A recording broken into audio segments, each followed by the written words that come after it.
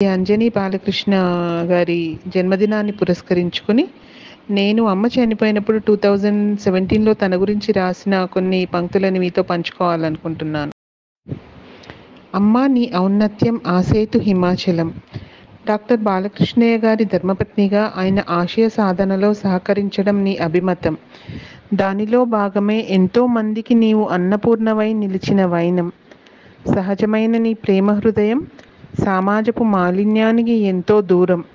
ఆస్తులు కూడబెట్టడం, అధికారాన్ని వాడుకోవడం, ఆధిపత్యం చూయించడం, ఆడంబరాలు వలికించడం కాదేదీ నీకు సాధ్యం. పూలు, చెట్లు, సంగీతం, నృత్యం, సాహిత్యం పట్ల నీకున్న ఆసక్తి అమోఘం. పుస్తక పఠనం నీ ప్రియనేస్తం. కరుణశ్రీ, సినారే, గురజాడ, ఠాగూర్, శరత్, శ్రీశ్రీ, చలం వంటి ఎందరో మహాకవుల రచనలు నీకు సుపరిచితం.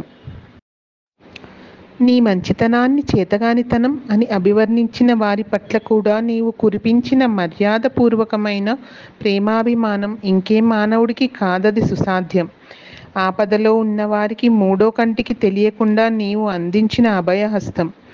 ఎంతటి కష్టంలోనైనా చెరగని నీ గుండె నిబ్బరం పక్కవారిలో కూడా నింపును ధైర్యం. ఎందరో యువతీ యువకులలో వారి ఉన్నత విద్య భవిష్యత్తుపై నీవు రగిలించిన స్ఫూర్తి జాతవేదం. నీ హృదయం కరిగే హిమపాతం. నీ ఔదార్యం కదిలే జలపాతం. నీ సహనం ధరణికి ప్రతిరూపం. వెరసి నీ జీవితం ఒక వ్యక్తిత్వ వికాస పుస్తకం. నీ ఔన్నత్యం ఆసేతు హిమాచలం. ప్రతి జన్మకి మీ కూతురుగానే పుట్టాలని ఆశిస్తూ ప్రేమతో ఉదయశ్రీ.